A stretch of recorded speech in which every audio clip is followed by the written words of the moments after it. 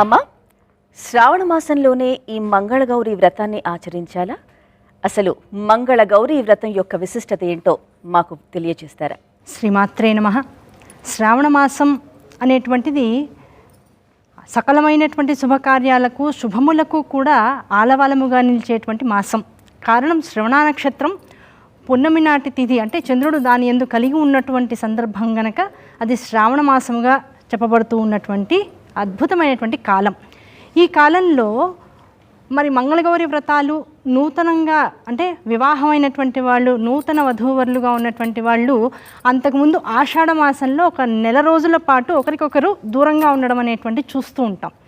ఆ చూసిన తర్వాత వచ్చేటువంటి శ్రావణ మాసం ఏదైతే ఉంటుందో, ఈ శ్రావణ మాసంలో అదొక అద్భుతమైనటువంటి వేడుకగా అత్తవారు ఒక నెల రోజుల పాటు తల్లి ఇంట్లో వివాహానంతరం ఉన్నటువంటి కోడల దగ్గరికి చక్కగా రకరకాల కానుకలు తీసుకుని వెళ్ళి ఆ అమ్మాయికి, ఇంటి కోడలికి కావాల్సినటువంటి అలంకారాలన్నీ కూడా తీసుకువెళ్ళి శోభాయమానంగా అక్కడ పుట్టింటి వారి చేత అత్తింటి వారు కూడా చేరి చేయించేటువంటి మొట్టమొదటి వ్రతం మంగళగౌరి వ్రతం.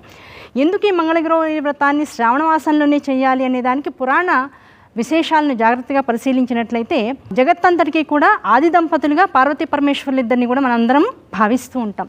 అటువంటి పార్వతీ పరమేశ్వరులు ఇద్దరు కూడా పురాణాలలో చెప్పబడినటువంటి అనేక కథనాలలో, విశేషంగా మనం చూసేటువంటి విషయాల్లో మనకు అర్థమయ్యేటువంటి రెండు సందర్భాలు వారిద్దరూ ఒకరికొకరు దూరం అవుతూ ఉంటారు. అందులో మొట్టమొదటి సందర్భం దక్ష ప్రజాపతి చేసినటువంటి యజ్ఞంలో అమ్మవారు తన శరీరాన్ని అగ్నికి ఆహుతి చేయడము, ఆ సందర్భంగా శివుడు అమ్మవారిని భౌతికంగా కోల్పోవడం, ఇది మొట్టమొదటి సందర్భం. అయితే రెండవ సందర్భం వారిద్దరి సమాగం మరొకసారి జరిగిన తర్వాత అయ్యవారు అమ్మవారు పాచికలాడుకుంటూ ఉంటే వెనకాల నుంచి వచ్చి అమ్మవారు అయ్యవారి కళ్ళని మూసేస్తుంది సరదాగా. ఆ కాసేపు కళ్ళని మూసి వదిలినందుకు మొత్తం జగత్తులన్నీ కూడా అంధకారంలోకి వెళ్ళిపోతాయి. అలా అంధకారంలోకి క్షణకాలం పాటు అన్నిటినీ కూడా తోసేసిన కారణంగా అమ్మవారిని జగత్తులోకి వెళ్ళి మానవ రూపాన్ని ధరించమని అయ్యవారు ప్రాయశ్చిత్తం చెప్తారు. కనుక ఈ రెండు సందర్భాల్లోనూ కూడా అయ్యవారికి అమ్మవారికి మధ్య ఒక రకమైనటువంటి దూరం పెరిగింది. ఆ దూరం పెరగడము అనేటువంటి దానికి ఆయన బాధపడుతూ, అంటే శివుడికి కూడా బాధలు ఉంటాయా అంటే తనలో ఉన్నటువంటి శక్తిని తనకి దూరంగా ఉంచడం అనేటువంటిదే దైవానికి ఉండేటువంటి అతి పెద్దదైనటువంటి సంఘర్షణ.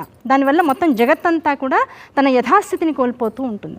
అటువంటి సందర్భాలు పరమశివుడికి ఎదురైనప్పుడు ఆ రెండోసారి ఏం చేశారు, ఆయన తపస్సు చేస్తూ చేస్తూ చేస్తూ హిమాలయ పర్వతాలకు వెళ్ళారు. ఆ హిమాలయ పర్వతాలలో తపస్సు చేసేటువంటి ఆయన శరీరంలో శక్తికి దూరమైనటువంటి బాధ ఒక చెమట బిందువు రూపంలో నేలకి పడుతుంది, భూమిపైన పడుతుంది.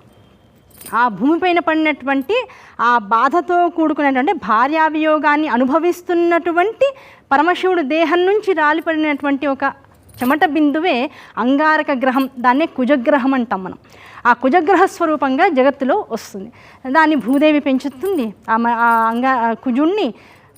ఆ కుజుడు అనేటువంటి వాడు ఇన్నాళ్ల పాటు కూడా పరమశివుడి యొక్క దేహాన్ని అలంకృతం చేసుకుని ఉండడం వల్ల భార్యావియోగం జరిగిందని, ఆ కుజుడు ఈ తపో కారణంగా పరమశివుడి దేహాన్ని వదిలి చెమట బిందువుగా నేలపై రాలిపడిన తర్వాత మళ్ళీ పార్వతీ పరమేశ్వరుల యొక్క సమాగమం ఎప్పటికీ ఒకే స్థాయిలో ఉండిపోయిందని, కనుక ఈ కుజగ్రహము ఎవరెవరి జాతకాలలో ఉంటుందో అటువంటి జాతకస్తులు భార్యాభర్తల మధ్య సుఖాన్ని కోల్పోయి దూరంగా ఉంటారని, ఆ దూరాన్ని తగ్గించడం కోసం యాంత్రికంగా ఈ భౌతికమైనటువంటి జగత్తులోకి వచ్చేటప్పటికల్లా నూతనంగా వివాహమైనటువంటి వారందరినీ ఆషాఢ మాసం అనేటువంటి ఒక దూరంతో దూరం చేసి తర్వాత వచ్చేటువంటి ఈ శ్రావణ మాసం అనేటువంటి మాసంలో ఒకటిగా చేయడానికి కావాల్సినటువంటి శోభాయమానమైనటువంటి స్థితులన్నింటినీ కూడా ఇరుపక్షాల వారు, తల్లిదండ్రులు అత్తమామలు ఇద్దరు కూడా ఏర్పాటు చేసి దాని ద్వారా ఈ నెల రోజుల పాటు భర్తకి, కొత్తగా పెళ్ళైనటువంటి అమ్మాయి భర్తకి దూరంగా ఉండడం అనేటువంటి చాలా ఇబ్బందికరమైనటువంటి విషయం. ఆ ఇబ్బందిని ఒక తపస్సుగా మార్చుకుంటుంది. నా భర్త బాగుండాలి, ఎలా ఉన్నారు, అన్నం తిన్నారా, ఇప్పటిదాకా ఇన్నేళ్ళు జీవితంలో లేనటువంటి మనిషిని కూడా నిమిషం తలుస్తూ ఉంటుంది. అదే తపస్సు ఆడపిల్లకి. అటువంటి తపస్సుకి ఒక ఫలదీకరణమైనటువంటి స్థితి, ఒక ఫలం రూపంలో రావడం కోసం శ్రావణ మాసంలో మొట్టమొదటి మంగళవారాల నోములు ఇస్తారు. ఆ మంగళవారము అనేటువంటి దానికి అధిపతి కుజస్వరూపం. కనుక ఆ కుజుడు యొక్క అనుగ్రహం ఎంత స్త్రీకి ఉంటుందో ఆ స్త్రీకి సౌమంగళ్యము, సౌభాగ్యము, దాంతోపాటు వంశాభివృద్ధిని చేసేటువంటి అనుగ్రహము, భర్తతో అనునిత్యము ఆనందంగా ఆహ్లాదంగా గడపగలిగేటువంటి కుటుంబ పరిస్థితులు, సామాజిక పరిస్థితులు, ఆర్థిక పరిస్థితులు కూడా ఉంటాయి అనేటువంటి విషయాన్ని మనసులో పెట్టుకుని పిల్లలందరితో, ఆడపిల్లలందరితోనూ మొట్టమొదటి శ్రావణ మాసం రాగానే చక్కగా వాళ్ళ అబ్బా ఇప్పుడు వ్రతాలా నోవులా అని విసుక్కోకుండా ఈ కథ చెప్పి అమ్మ మీ ఇద్దరు ఎప్పుడు హాయిగా ఆనందంగా ఉండాలనే విషయాన్ని వాళ్ళ మస్తిష్కంలోకి తీసుకువెళ్ళి దానికి మళ్ళీ అమ్మాయిని మళ్ళీ లక్ష్మీ స్వరూపంగా భావిస్తూ రకరకాల ఆభరణాలు చక్కగా కానుకలుగా ఇచ్చి వారిద్దరిని లక్ష్మీనారాయణులుగా అత్తమామలిద్దరు అంటే ఆడపిల్ల తల్లిదండ్రులిద్దరు అత్తమామలిద్దరూ చక్కగా అలా కూర్చోబెట్టి వాళ్ళిద్దరిని లక్ష్మీనారాయణులుగా కొలుస్తూ వారిద్దరి మధ్య ఉండేటువంటి బంధాన్ని శివపార్వతులతో పోలుస్తూ జీవితం అంతా కూడా ఆనందదాయకంగా ఉండాలని అనుగ్రహిస్తూ ఆశీర్వదిస్తూ ఉండేటువంటి పండుగ అత్యంత పుణ్యకాలం ఈ శ్రావణ మాసంలో ఉండేటువంటి మంగళవారం నోములు.